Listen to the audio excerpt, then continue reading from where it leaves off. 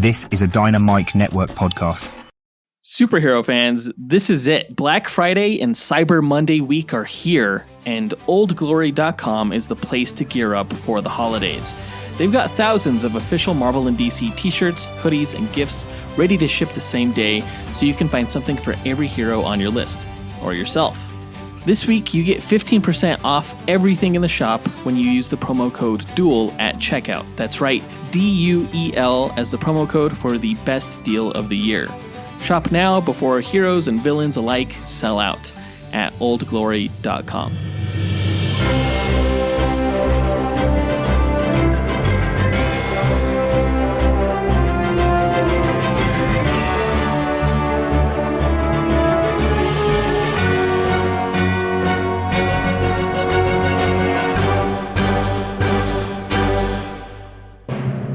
Hi, welcome to the Dynamic Duel podcast, a weekly show where we review superhero films and debate the superiority between Marvel and DC by comparing their characters in stat-based battle simulations.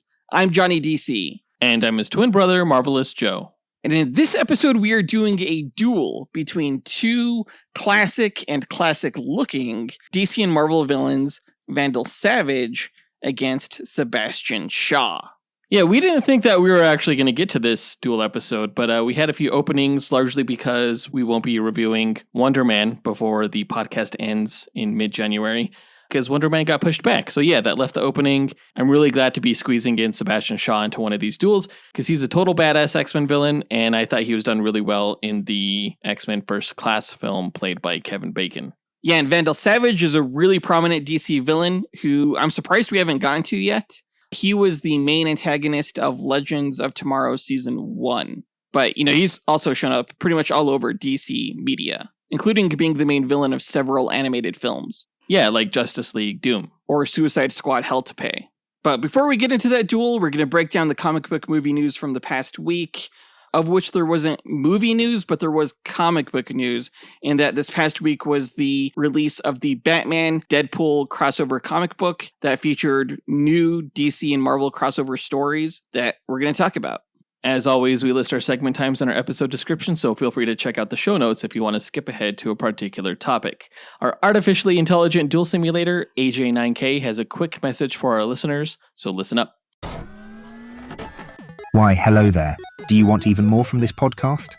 Then become a part of the Dynamic Duel community on Patreon, where you can choose from 3 tiers. The Dynamic 2.0 tier gives you access to our Discord chat server, the Fantastic 4 tier gives you 2 bonus episodes each month, and the X-Force tier makes you an executive producer of this show. Lastly, the Dynamite Podcast Network tier lets you create your own podcast using this Monte Carlo simulator. Johnny and Joe will help you develop your show, provide graphic support and consultation, and get you simulation results. Pitch the twins your ideas via email at dynamicduelpodcast@gmail.com. Check it out at patreon.com/dynamicduel. Pip pip cheerio. Thanks, AJ9K, and thanks to everyone who supports the podcast. Be sure to tune in to the other shows in the Dynamite Podcast Network this week, including the Console Combat Podcast, where hosts John and Dean simulate battles between popular video game characters. In yesterday's episode, they found out who would win between the boss from Metal Gear and Colonel Mail Radek from Killzone. Over on the Max Destruction podcast, hosts Scotty and Gilly pit your favorite action heroes from film and television against each other. The Macho Twins are taking a quick break for the month of November, but they'll be back in December with some Christmas season duels. On the Senjo World podcast, host Zachary Hepburn speculates on fights between fan-favorite anime and manga characters. In his next episode, Zach is revealing who would win between Shigeo Kagayama, aka Mob from Mob Psycho 100, and Tatsumaki the Tornado of Terror from One Punch Man. Visit dynamicpodcasts.com or click the link in our show notes to listen to all the shows in the Dynamite Podcast Network. But with that out of the way, quick to the No Prize! A No Prize is an award that Marvel used to give out to fans. Our version, the Dynamic Duel No Prize, is a digital award we post on Instagram for the person that we feel gave the best answer to our question of the week. Last week, we asked you guys, what Marvel vs. DC crossover have you always wanted to see in the comic books, and why? We got a few answers, so let's run down our honorable mentions as well as the No Prize winner. Our first honorable mention goes to Woz, who I'm just going to assume is Steve Wozniak, the co-founder of Apple. He said, Hi, this is the Waz, and I'm calling to give my opinion on who I would want to see from DC and Marvel fight. And maybe this has already been done in the comics and I just haven't seen it. You can let me know. But I want to see Superman versus the Hulk. Because what really can kill the Hulk? Not much anything. So I'm not surprised you didn't know the answer to this, Steve Wozniak, because you were helping to develop Apple in the mid-90s when the DC versus Marvel comic crossover came out, in which Superman did, in fact, fight the Hulk and defeat him. Yeah, wasn't the Superman Hulk matchup one of the voted on battles within that comic book series? I believe it was, yes. So really, it was just a popularity contest. The Hulk could have won if the fans had voted that way. But luckily, we have a podcast that has determined that Superman would, in fact, beat the Hulk, no matter which iteration, because Superman is just better. We don't know that. We haven't determined that. What are you talking about? Kingdom Come Superman beat Maestro. Oh, Bizarro beat Abomination. Isn't that enough? I still think there's a chance that the Hulk can beat Superman. We'll see. Maybe in a few months, we'll actually run the stats on that. Hey, shut up. Great answer, Steve Wozniak. Our next honorable mention goes to Daniel Alonso, who said, Okay, so I know this is going to be really hard for everybody because DC has so very few actually good characters that are cool. But one that I actually just really, really, really would love to see is King Daredevil and Fallen Grayson, Nightwing, team up together. I think that would be so sick if like they were going up against the Hand that teamed up with the Court of Owls. I mean, come on, and they would look amazing. Yeah, they would look amazing because of their beards, right? This was the era of each character's arcs where they grew heavy beards. Daredevil had taken over as like the new Kingpin, and he had some magical amped up senses. Yeah, and in the Fallen Grayson storyline, Dick Grayson is captured and seemingly killed. So they have to essentially fake his death. And during that time, he became a secret agent who, yes, also had a beard. And them going up against the Hand and the Court of Owls? Hell yeah, hell yeah.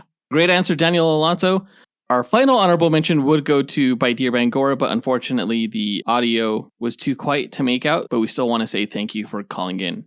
The winner of this week's Snow Prize is Alex Albro, who said, Hey guys, for me it's gotta be Black Panther versus Hawkman. Maybe they're trying to enhance new medical, security, weaponry developments with vibranium, keeping out extraterrestrial threats, the whole deal. And they realize it's not enough and they need to use nth metal. Hawkman doesn't take too kindly to this and decides maybe he wants vibranium for himself and his people, and so it just brings down the wrath of Thanagar and Wakanda. I think seeing these two guys go to war would be epic. I think they have a lot more in common than meets the eye, and this would just be insane. This sounds amazing. As everyone knows, metal that can absorb vibrations is way better than metal that can defy gravity. I mean, is it? I don't think it is. I think gravity-defying metal and really universal forces defying metal is way cooler than just metal that fucking vibrates, bro. It doesn't vibrate, it absorbs vibrations. You're confusing it for Antarctic vibranium. Think about it. Would you rather stop vibrations or freaking fly? It's essentially bulletproof metal. I mean, so is a lot of metals. Fair enough, fair enough. I think the dynamic between a character like Black Panther and Hawkman would play out pretty well too, though. They're both pretty badass. Oh, yeah. Yeah, I would love to see those characters cross over. Who do you think would win in a fight between the Wakandans and the Thanagarians? Oh, Thanagarians. All they would have to do is just drop a bomb on them from space. All the Wakandans would have to do is just fire a missile at them from Earth. Oh, and then they could just move their ship out of orbit and dodge the missile entirely? Can you move Wakanda? No, but it has a protective dome, so... Oh, yeah, that's right. Air superiority, my man. What else can I say? Well, Wakandans were the first people from Earth to really start interstellar colonies. So, I mean, they're no strangers to space. Oh, they're just starting out? That's cute. No, they've been at it for a while. Like, it was due to a time anomaly. There are Wakandan space colonies in Marvel Comics. Full on. Dude, Thanagar is a space empire. Think of them like the Shi'ar. The Wakandans are nothing like the Shi'ar. Nah, they're better. Do they have an Imperial Guard? No, but they have the Dora Milaje. Anyway, we're getting off track here. We could probably dedicate an entire episode to Wakanda versus Thanagar, I think. Just hold your thoughts. Let's agree that Wakanda would win. Let's move on. So thank you, Alex Albro, for calling in with your no prize winning answer. Well, I'm not ready to move on. If you, the listener, want a shot at winning your own no prize, stay tuned to later on this episode when we'll be asking another question of the week. But now that that's done... You know why Thanagar would win? Why? Because they reincarnate, whereas Wakandans just go to their ancestral plane and they could stay there. Yeah, but it's not like they fall down dead and then rise up right away. They reincarnate like on the other side of the fucking universe, so... It's fine. It's fine. They move fast. Okay. And now that that's done, on to the news.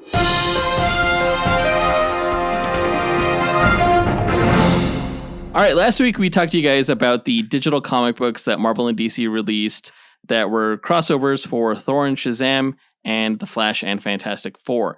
Those digital issues were released in lead up to this past week's physical comic book release of Batman Deadpool, which was the second part of a comic book crossover between Marvel and DC. We talked about the Deadpool Batman crossover when that came out, and we talked about what we liked and didn't like from the issue.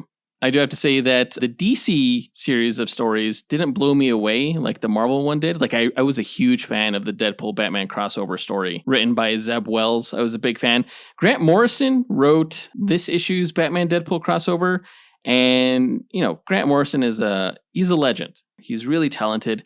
That being said, I found his work in this issue to be a little bit masturbatory, for lack of a better word, because not only did he insert himself into the story, he also inserted his Cassandra Nova and Damian Wayne creations. And the story in all was just a little all over the place. It wasn't as clean and pure as the Zeb Wells story. Well, yeah, with Grant Morrison, his stories haven't been clean for a long time. I'm not a huge Grant Morrison fan. Really? I think because of that reason, I think if you're going to tell a good story, it shouldn't be that dense. It shouldn't be that difficult to interpret what is going on. He's like the Christopher Nolan of comic book writers. He tries to be, but he's less accessible. You know, I thought the story was actually really good upon second read. But you had to read it twice to appreciate it.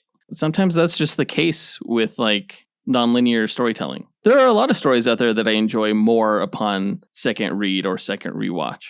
Well, it's not about enjoying it more. It's about basically understanding it. Yeah, and I understood it more the second time. Therefore, I enjoyed it more. It's a choice. It's a choice that I think proves to be less successful than the Marvel version of the crossover. I do think you're right in that Marvel is better than DC, yes. I did not say that. Yeah, it's hard to tell which set of stories was better, because while the Marvel release had the better Deadpool Batman story, it also had shit like the Dark Knight and Old Man Logan story, and like the Crypto and Jeff the Landshark story. There was nothing that was quite as pointless in this DC issue.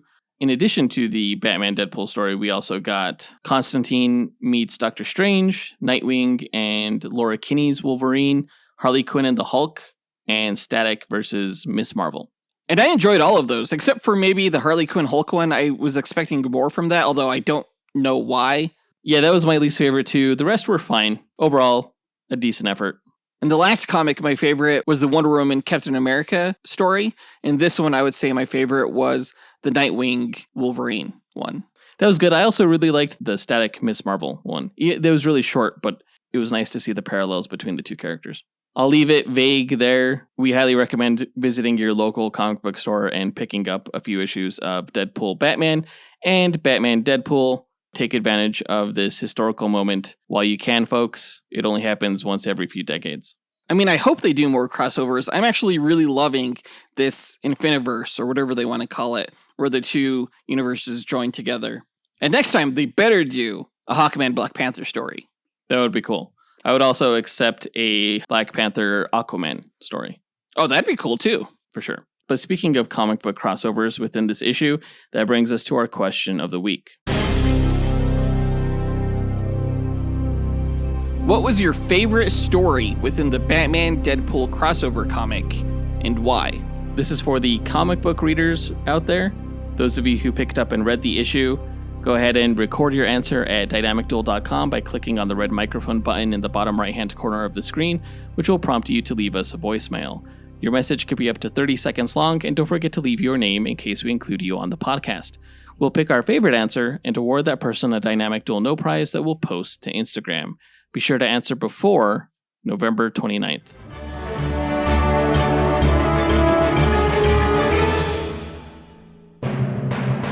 But that does it for all of the news for this episode, so let's go ahead and move on to the main event, where we find out who is going to win between the villain characters of Vandal Savage and Sebastian Shaw.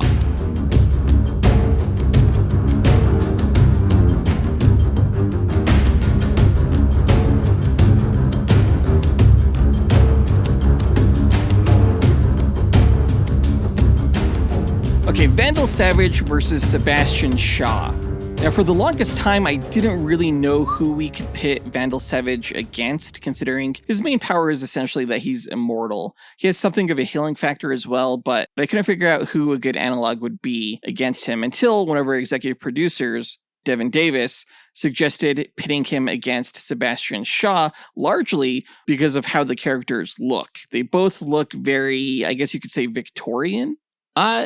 I guess you could describe it as that. They both wear very old-fashioned suits, like three-piece suits.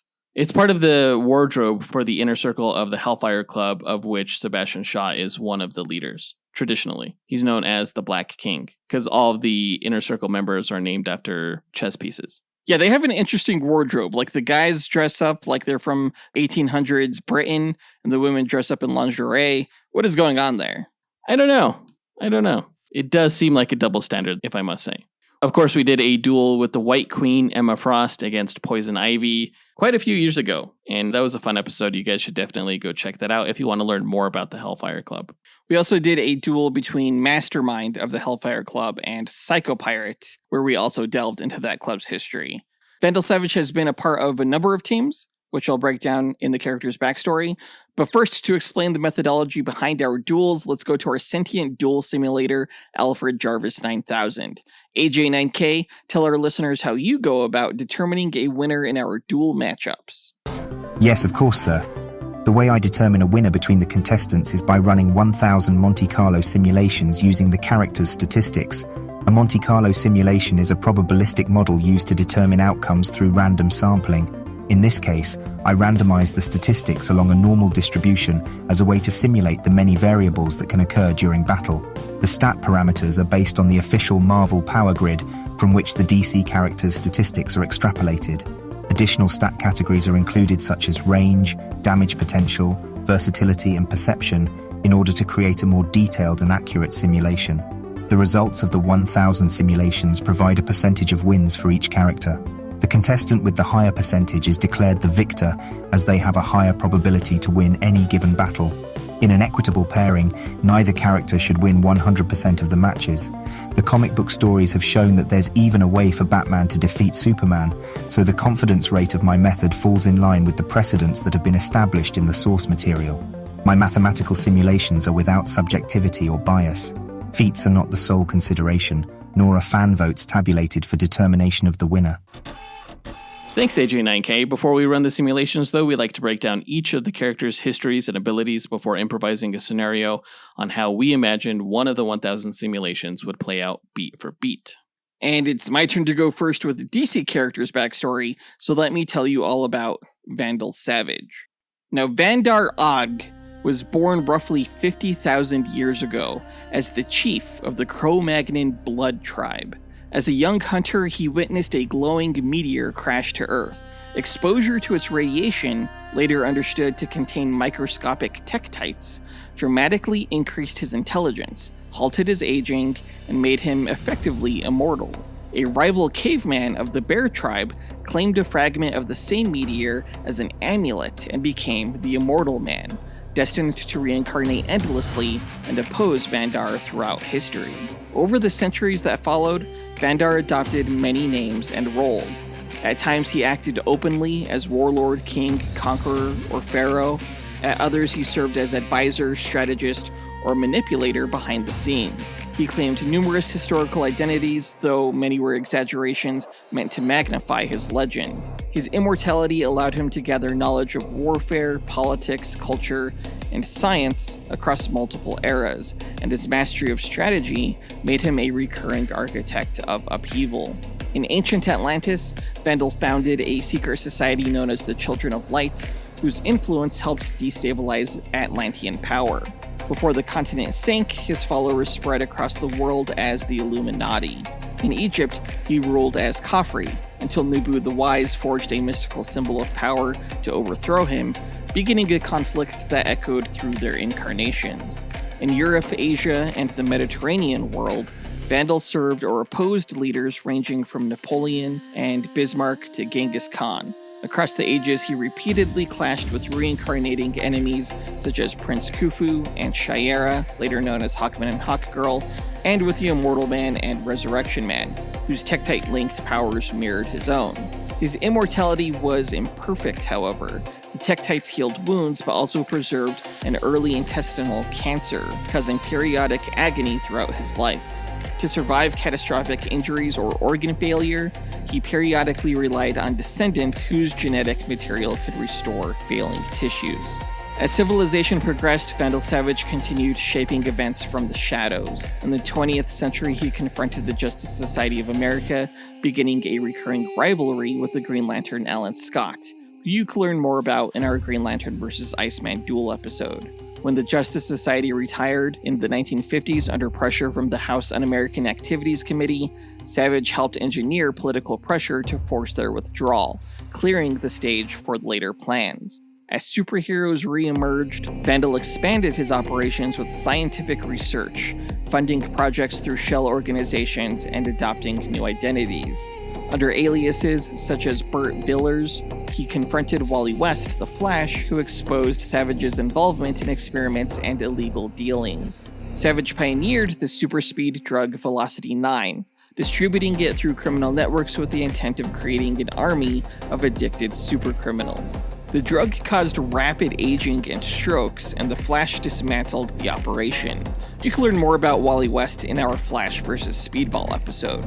Savage's immortality occasionally faltered, forcing him to pursue methods to replenish it. Savage financed a clandestine research group known only as the Lab, directing its scientists to replicate the Tektites that sustained his immortality. Their experiments on unwilling subjects, including an amnesiac man named Mitch Shelley, led to the creation of the Resurrection Man. When a time-warped Tektite creature threatened reality, Savage temporarily allied with Immortal Man and Resurrection Man. Immortal Man sacrificed himself to destroy the creature, ending the ancient rivalry, and Resurrection Man inherited the role of Savage's primary adversary. Seeking further influence, Savage manipulated conflicts involving the new Titans. He founded the villain Team Tartarus using Omen's powers to select members, then targeted Adeline Wilson for her blood in a new immortality serum. The Titans stopped him after a violent confrontation that left several villains dead or defecting. You can learn more about the Titans in their team duel against the X-Men. Savage's descent toward more extreme measures continued. He became the leader of a doomsday cult and obtained an alien summoner device capable of dragging an asteroid named Thanatos toward Earth. Savage intended to engineer a mass extinction and remake civilization from the ruins, though the Flash reversed the summoner's pull, sending the asteroid away. Savage deliberately threw himself onto the beam, believing a second meteor exposure would elevate his power, and he was hurled into space on the redirected rock. He survived the journey, and in time returned to Earth. His next major conflict placed him at odds with the Justice Society again. Savage formed the Fourth Reich, a group of neo-Nazi metahumans tasked with exterminating the descendants of Golden Age heroes. They murdered several families before being defeated. Savage was struck down by a fire truck in the final battle, but later escaped. Savage was eventually captured and sent to the Salvation Planet alongside other villains. He established a temporary domain by exploiting female villains, but the group rebelled and he fled during an attack from Apocalyptic forces. Savage resurfaced during the final crisis as a high-ranking member of the Society of Supervillains. The Religion of Crime stabbed him with the Spear of Destiny, resurrecting him as Cain, the biblical first murderer.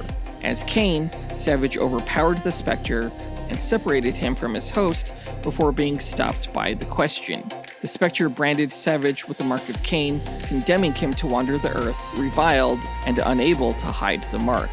Savage later manipulated Renee Montoya into taking the mark from him. You can learn more about the Spectre and the Question from their respective duels against Galactus and Echo. Eventually, Savage became involved with the surviving faction of his prehistoric tribe, the Insiders, who had also been altered by the meteor. He formed a temporary alliance with Ra's al Ghul and the Outsiders to prevent the Insiders from claiming more meteorite fragments. When Savage's immortality again began to fail, he attempted to prolong his life by stealing Alan Scott's DNA using a mutated Sandman clone, but the scheme collapsed. Savage ritualistically consumed a clone of himself to temporarily restore his vitality. In post-Flashpoint continuity, Vandal Savage was born 47,000 years ago into the Wolf tribe. He murdered his father after a meteor landed nearby, which bathed him in transformative radiation, granting immortality, superhuman strength, and heightened senses.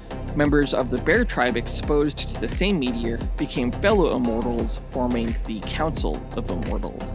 He waged war against the Han dynasty, served as Sir Savage in the Crusades, and clashed with Pandora in Antioch.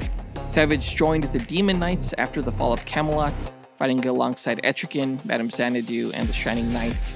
During failed attempts to monitor returning meteors predicted by Zhang Heng, he murdered both Zhang and Copernicus. His activities continued into the 19th century when he carried a plague into Gotham City using his immune body as a vessel before being stopped by Jonah Hex, who you can learn more about in our last episode, Jonah Hex vs. Deathlock. He supported Nazi operations during World War II and attempted to reach a returning meteor via rocket flight. When the pilot rejected his plan, Savage killed him after the craft crashed. In the modern era, Savage periodically operated as a serial killer and was imprisoned until freed by the Secret Society during the Crime Syndicate's invasion. He became involved in multiversal studies with Lionel Luthor and manipulated his immortal children during an attempt to intercept another meteor. During this period, he infected Superman with radiation that hindered his solar absorption. Savage captured multiple Justice League members and stole the Fortress of Solitude while preparing for the comet's return. When the comet passed near Earth, Savage absorbed enhanced power, but reverted after Superman dispersed the comet's energies. Later, Savage opposed Lex Luthor's attempt to wield the Totality, one of the few forces capable of ending his immortality, and was killed by a shard of its power. Following the restoration of the multiverse after the final crisis with the Darkest Night, Savage was among the many beings returned to life. He later joined a new organization called the Totality, a multiversal council created to monitor rising cosmic threats. And that's his history. Powers-wise, Vandal Savage is an immortal enhanced by tektites or meteor-borne energies that halt aging, regenerate tissue, and grant superhuman strength, resilience, stamina, and heightened senses. He can recover from lethal wounds, survive extreme conditions, and endure diseases that would kill others. His intelligence has developed over millennia, making him a master strategist, tactician, linguist, and combatant. His skill spans ancient and modern weaponry, hand-to-hand combat, battlefield command, and scientific and political manipulation. His healing has limits. Severe organ damage may require grafts from descendants or clones, and that's Vandal Savage. But how strong is he, though? He's Cro-Magnon strong. You could consider him as strong as a Silverback. Okay. And how quick is his healing factor? Is it like Wolverine, Deadpool speed, or slower than that? I wouldn't say it's quite as fast as Wolverine's, which has gotten progressively faster in the comic books, I might add, over the years. Let's say it's inconsistent in the comics. Like, I've seen him literally take an arrow to the head and still keep fighting. Okay, interesting.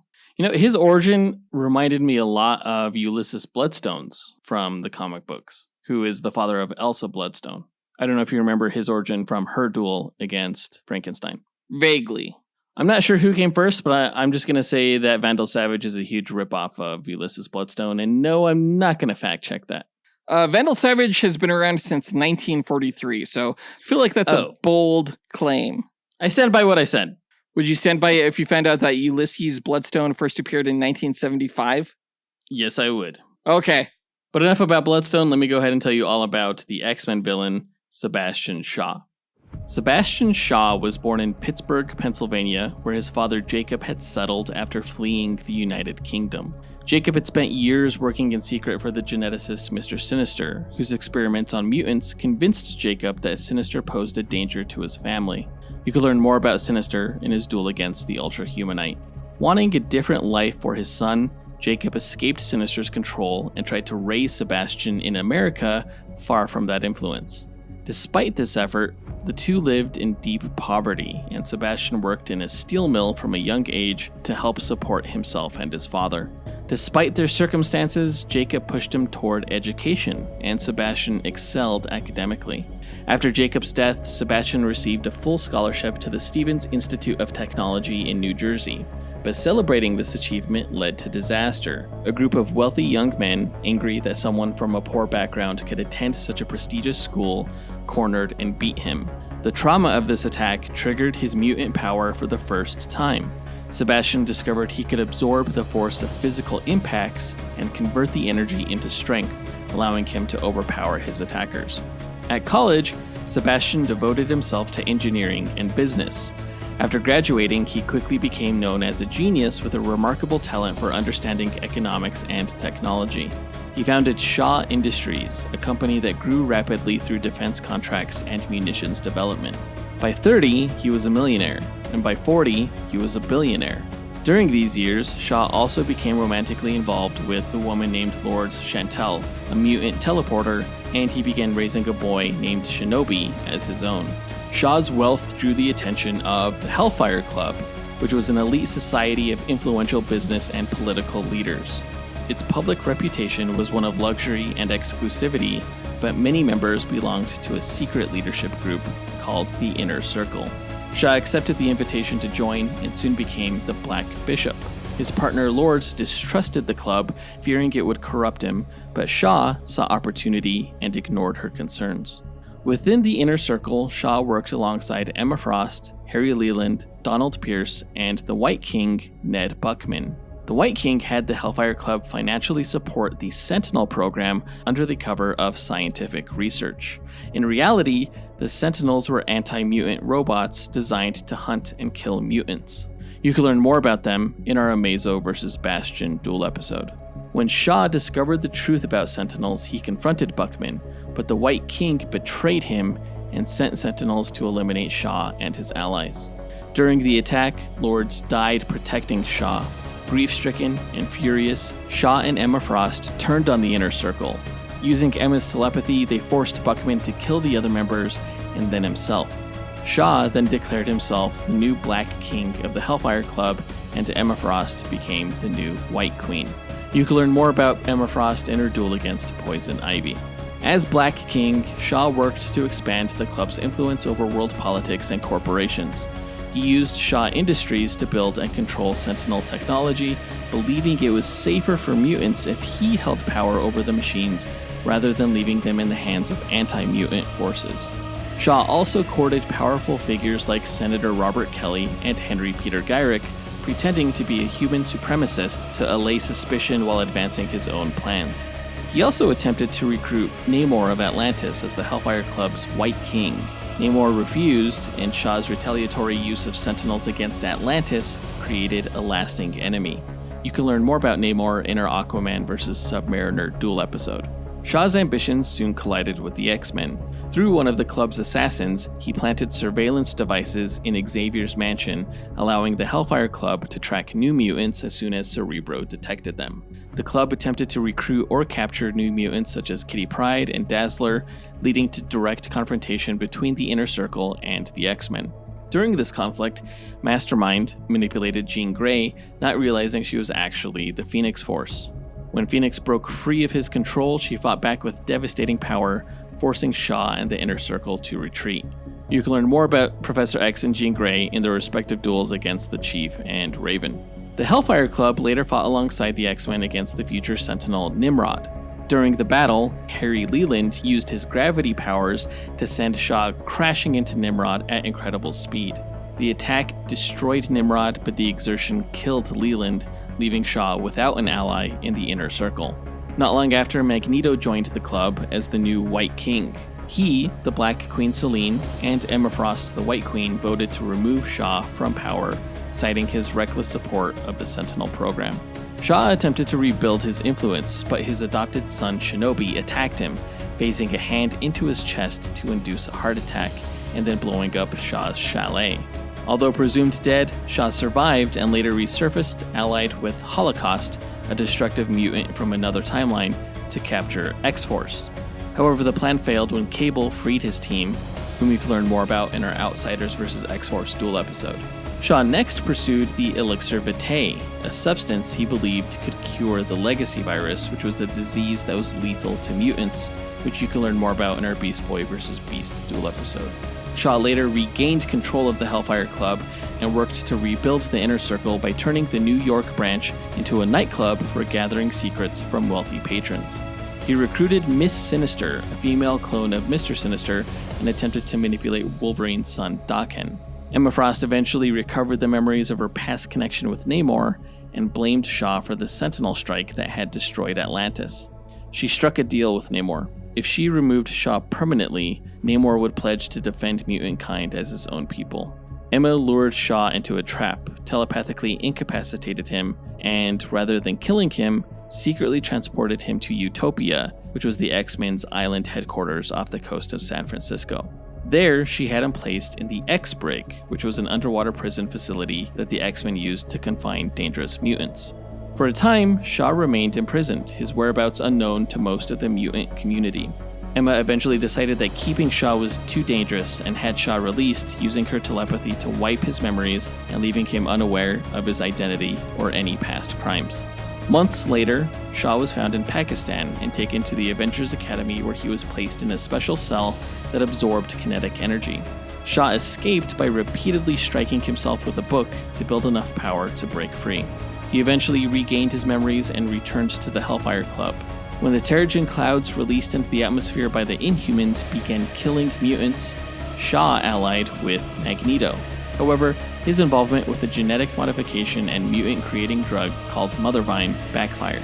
After taking the drug, he gained the ability to absorb ambient kinetic energy, but the unstable mutation began damaging his cells from within. Emma Frost covertly had his drink poisoned with a paralytic that prevented him from releasing this energy, causing the overload to kill him. Shaw was later resurrected on the mutant island of Krakoa and welcomed as part of the new nation. You can learn more about Krakoa in its duel against Danny the Street.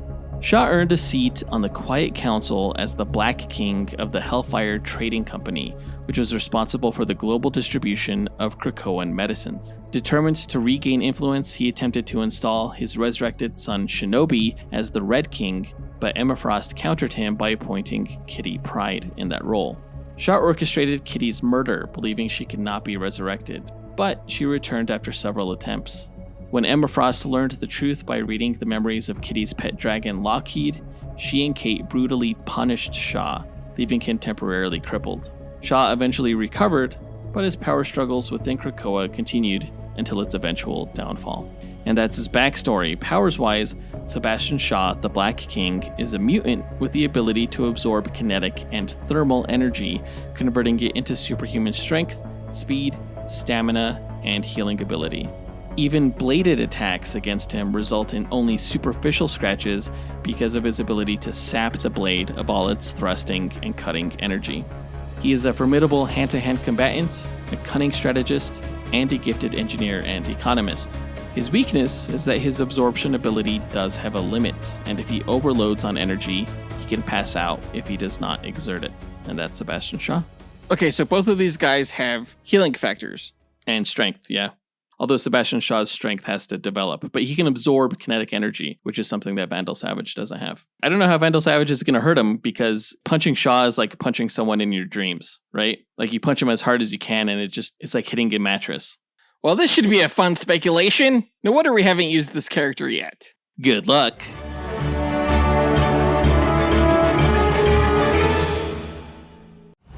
In a world where fantasies collide and heroes clash, one podcast network rises above the rest. Prepare yourself for the ultimate showdowns in comic books, video games, movies, and anime. The Dynamite Podcast Network presents Console Combat, where video game legends brawl every Monday. Dynamic Duel, where comic book titans smash every Tuesday.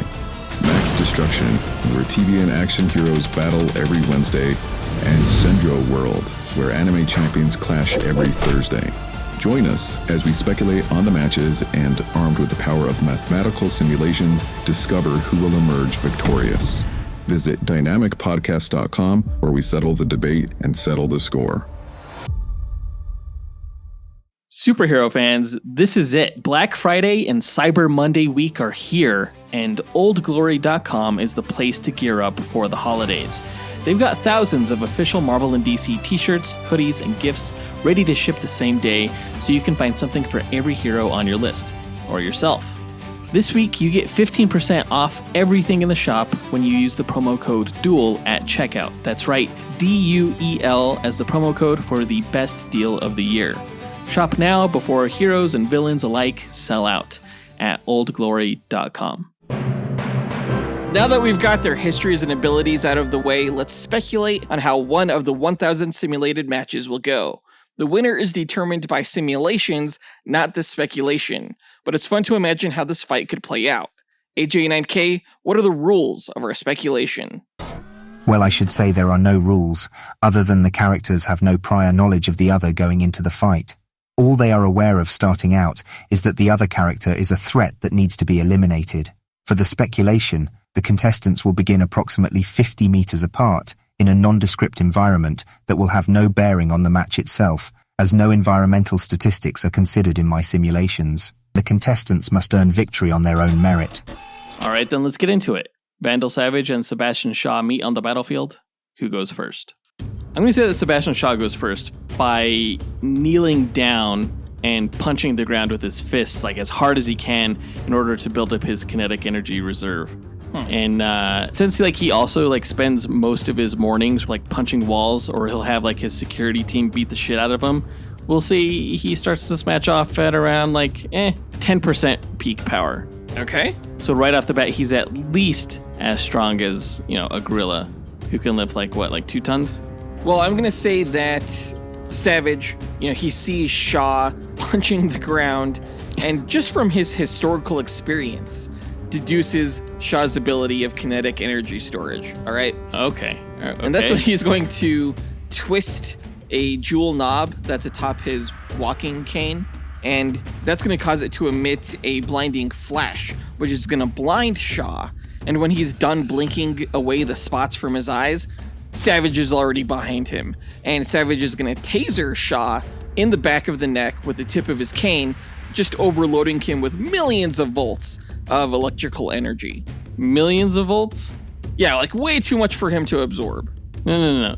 I mean, Sebastian Shaw he'd get stunned and he'd convulse from the electricity, but he also absorbs thermal energy in addition to kinetic. So while he's getting electrocuted, he's slowly going to get stronger and stronger, and he's going to stop convulsing and just start laughing. He's going to grab Vandal Savage's little stick in his hand, and then he's just going to break it in half and proceed to give Savage a severe caning, just beating him like he owes him money. Okay, but as soon as Shaw grabs Vandal's cane, Vandal's gonna unsheath a saber from the handle. So Shaw's just broken a sheath, essentially.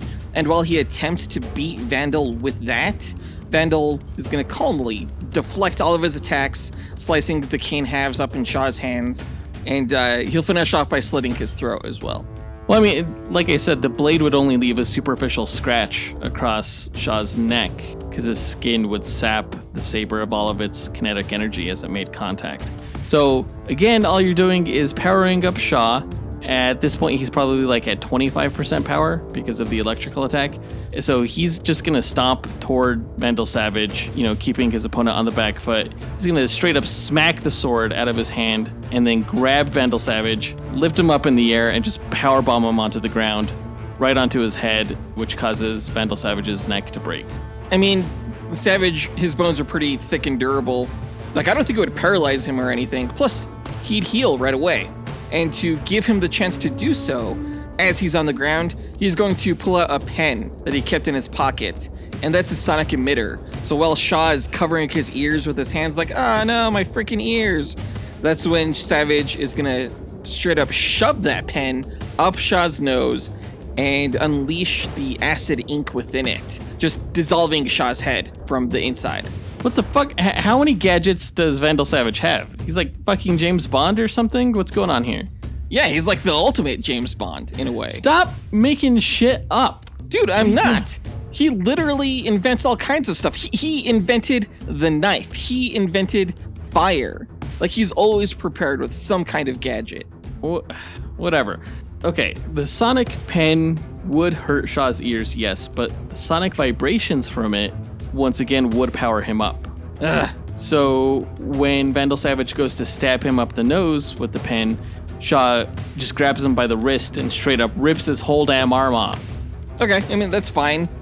Savage has probably lost that same arm several times throughout his life. He'll just regrow another one later. But I will say that some of that acid from the pen did manage to land on Shaw's chest, and it's slowly eating its way through it, so Shaw's freaking out.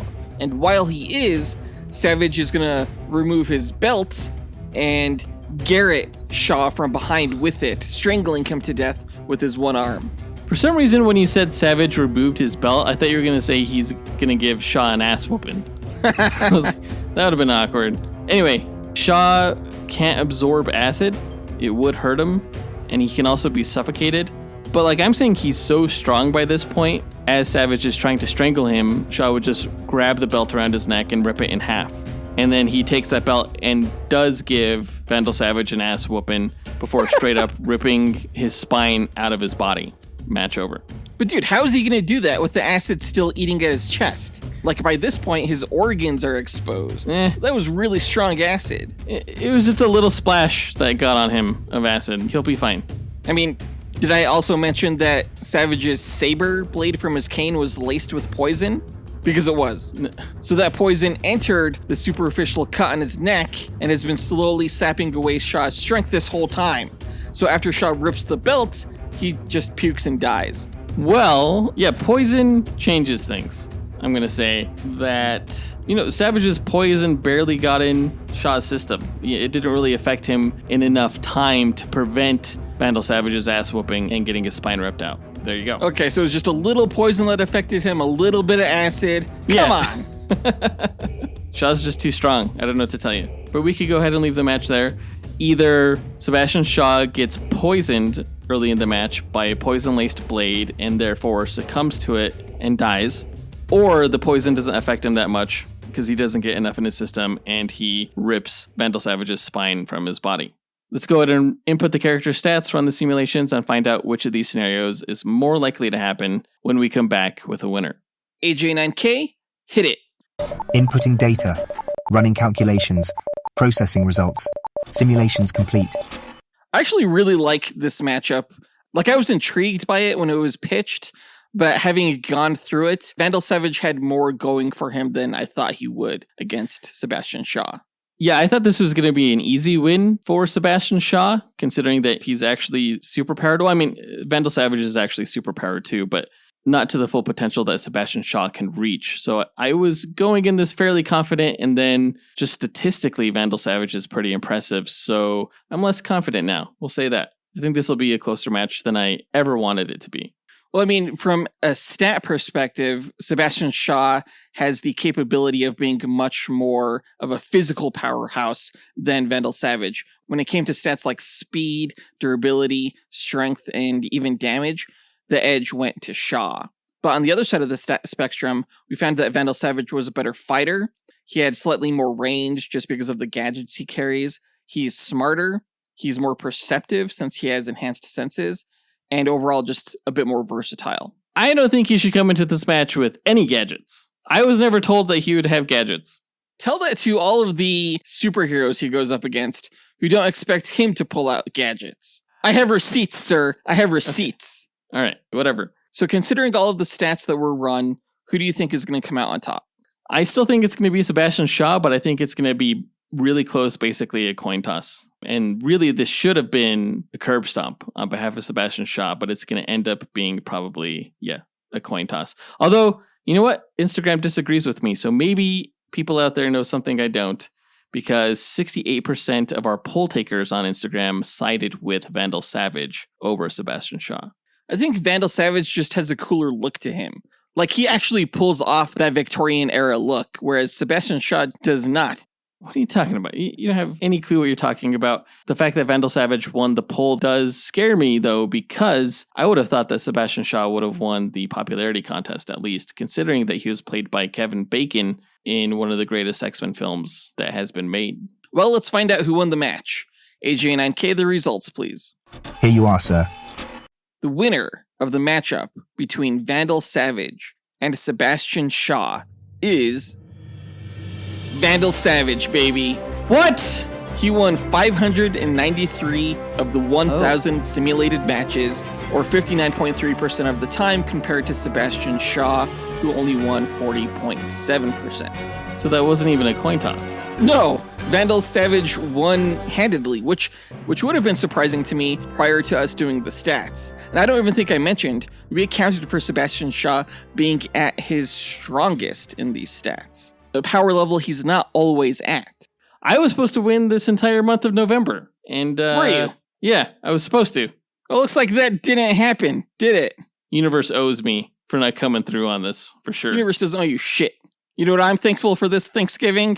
Having an awesome twin brother? What? Yeah, no. I'm thankful for this win in particular, because DC has been on a losing streak, and I was getting scared. Well, I'll be thankful that at least you were scared at some point this month. Sure, I'll let you have it. But that does it for this duel. AJ9K, help close us out. Thanks for listening to Dynamic Duel. Visit the show's website at dynamicduel.com and follow us on Instagram at Dynamic Duel Podcast. You can support the show on Patreon at patreon.com/dynamicduel and joining a tier that works for you, or by rating and reviewing Dynamic Duel on Apple Podcasts, Spotify, Podchaser, or on our website. Don't forget to listen to the other shows in the Dynamite Podcast Network, including Max Destruction, Senjo World, and Console Combat. In our next episode, we are doing a team duel between the powerhouse teams of the New Gods against the Eternals. Look forward to that next week. That does it for this episode. We want to give a big thanks to our executive producers, John Starosky, Zachary Hepburn, Dustyn Balcom, Nathaniel Wagner, Levi Yeaton, Wesolowski, AJ Dunkerley, Nick Abanto, Scott Camacho, Gil Camacho, Adam Speas, Dean Maleski, Devin Davis, Joseph Kersting, and Paul Graves for helping make this podcast possible. We'll talk to you guys next week. Up, and away. True Believers. The amalgam version of these two characters would be named Sandal Bandage, and they would repair shoes as their day job.